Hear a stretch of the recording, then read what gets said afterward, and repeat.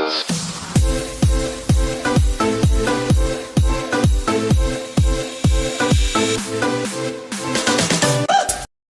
mga idol, good morning. Bali, nagising kami ngayon na wala ang kuryente.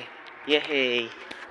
So bali pinaka-kuryente namin dito, si Titus. Bali, nag-notice sila na ayan. Bali simula January 28 hanggang January 30.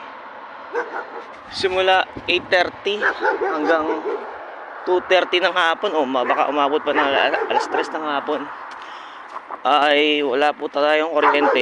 Opo, ayun, tinawag niya po nangyayari. Nagagalit si Blacky. Naka-video ka, huwag ka makulit, di ba? Kaya nga, ayan. Bali, ganun nga mga idol. So, unexpected, di namin namalayan na wala palang kuryente. Yung pala may notice na ganun. Bali, ang mangyayari is magkakahoy kami. Yehey, tingnan yung mga idol, watch nyo lang. Bali, ngayon nagising ako 11:30, magkasayang agad, mabilisan lang. Watch nyo, wait lang. Bali, si paring Carlo natin, nakapagsaing sila ng maaga. Yeah. Nagising sila ng maaga, nakapagluto ng kanin at nakapag-ihaw pa. Mainam talaga mga bay. Ayun po mga idol, yung remnants nila, ang kanilang pinaglutuan. Ayun, tingnan natin. Bali kanina, dito sila nagluto. Yan. Ayan mga idol, oh. Yan sila nagluto.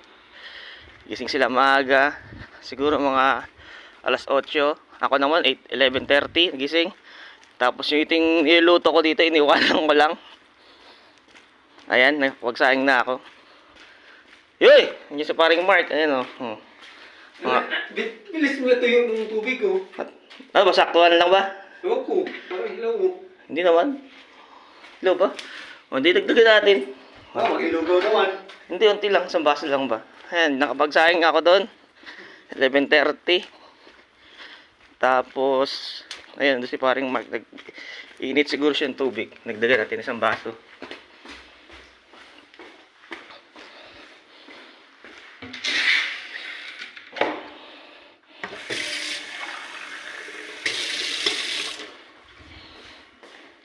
Pag sa rice cooker kasi idol, pag konti lang yun, maraming tubig, ay unti yung tubig, nahihilaw pa.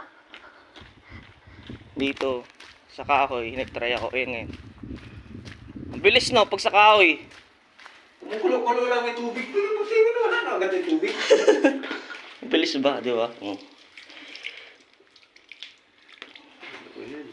Bilis, o di ba? Yan yun, ganun lang. Ano ba yung tubig na mainit? Tubig na mainit o yung sabaw mo? Munggo yan. Munggo. Initin mo. Sarap eh. Nung kainin yan. Buti nakapagbili pa ako ng Spanish sardines. So yung mga idol, yung galaw namin, mabilisan lang. Gawa ng pasok namin, 12:50 yung bus at Oras na. ano pa lang, 12:45. Ay, 11:45. Mabilisan yan mga idol. Saglit lang yan sa amin. So yan nga. Tamang Stone Age muna kami, sinauna. Pero basic lang yan, Boy Scout kami. Parang di kami laki probinsya. 30 minutes lang yan, saglit. O 15, luto na agad yan. So yung mga idol natin dyan sa Kisbarda, sana may kuryente kayo. Kami dito sa Kekche, ay wala. Hello.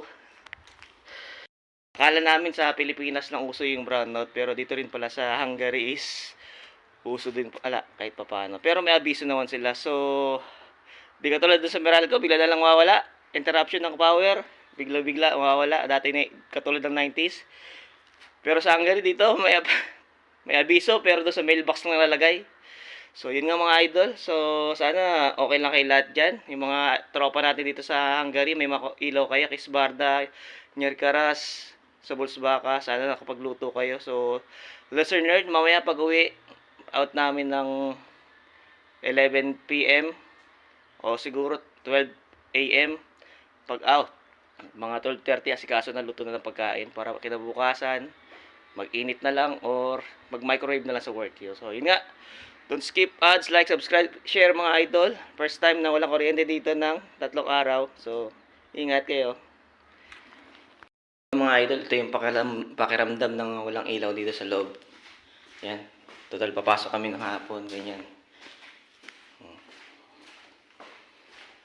Buti kahit pa paano nagana pa yung heater sa pagpapaligo gawa ng kahit pa paano malamig. Ayan o.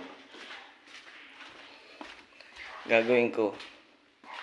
Mauna na ako maligo. At yung ginagawa ni paring Marquis, patapos na rin yun para pagbalik niya siya naman. Mag-iinit lang siya ng kanyang sinabawang munggo. Muna na ako. Para pagbalik, kain na lang. So, kuha muna tayong tubig. Alam ko, may mag-CR dito mamaya. Yan. Toilet bowl, toilet yan mga idol. Dali. Kuha tayong tubig. Okay, mga idol, nakuha na tayong tubig para sa CR. Mamaya. Kasi baka may kumatok at walang ilaw naman. Ayan. Ayan. Lagyan natin dito. Para sa dagaan. Oh. Una na ako. Una na ako. Una na ako maligo para pag ano. Ikaw na.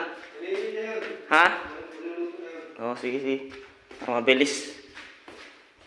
Bali, mga idol, kaming dalawa lang may paring ang papasok. Gawa ng yung may ibang tropa is may mga sakit. Bali, may epidemya din ngayon.